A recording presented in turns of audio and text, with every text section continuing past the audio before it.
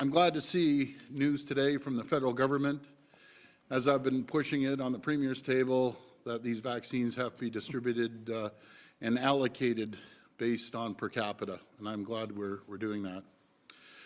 Our top priority remains getting the vaccines out to those who need them most as quickly as possible. Our first shipments of a very small number of doses could arrive as early as next week. But we're still very far, and I got to repeat that, very far from having the millions of vaccines we need for mass immunization. The federal government, as I've said in the past, the federal government, they're responsible for what type of vaccines we're getting, how much we're getting, and when we're getting it. Ontario, I can tell you, with the leadership of General Hillier and both ministers, done an incredible job. And yeah, I know you just started, General, but man, did you get off to a great start. Ontario is ready to do their part. And we'll be ready, as we are now, to receive and distribute the first the batch of vaccines when they arrive on our doorstep.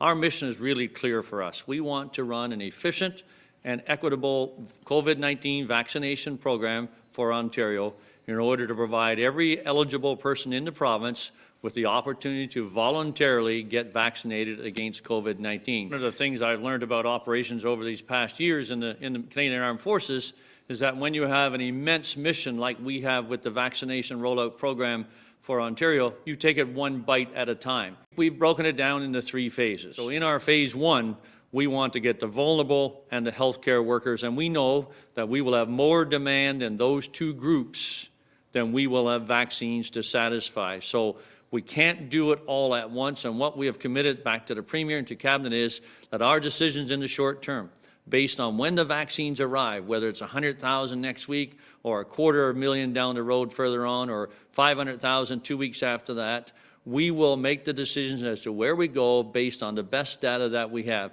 So we will go, for example, towards the people in long-term care homes who are in the hot zones, who are in the lockdown zones, who are in the red zones. And we will go for places where there's congregate living, where there is communal dining, where there is more than one person sharing a room. And we'll go into places where they've had problems with COVID-19 and suffered tragically from it before, and we'll go into places where the Government of Ontario has had to offer their support in the past 9 months or so to make sure that the tragedy doesn't get even greater.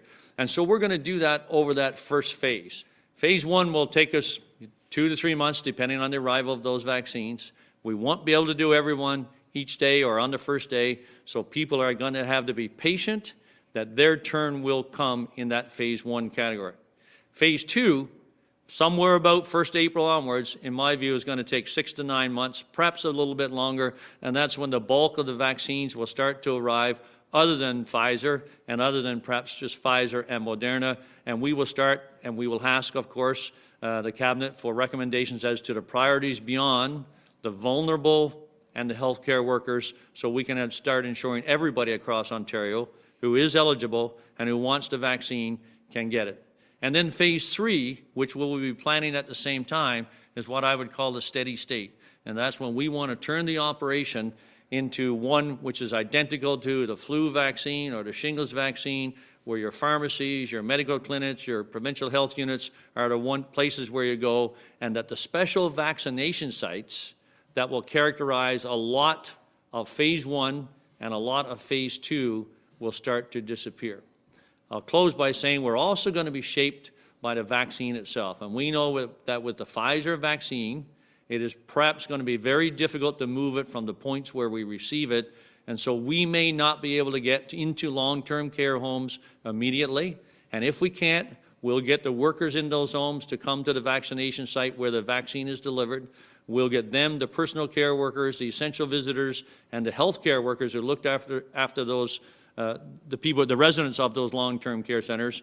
We will get them vaccinated, and then we'll get on with vaccinating the healthcare workers who can come to the sites where the vaccine is. And as soon as we either A, can move the Pfizer vaccine, we'll go into the long-term care home and retirement homes and make those special vaccination sites and get at those most vulnerable, or else if we get another vaccine like Moderna where we can move it and do the same thing, that's what we will start to do. So phase 1 is using those 2.4 million doses of vaccine of both Pfizer and Moderna, assuming that both will be approved by Health Canada, and we have great faith in the rigorous process that Health Canada is putting these vaccines through, and when they pronounce yes, which we assume they will do, that the vaccine or vaccines are ready to go, I think every person in Ontario should have faith that that vaccine is healthy and right for them.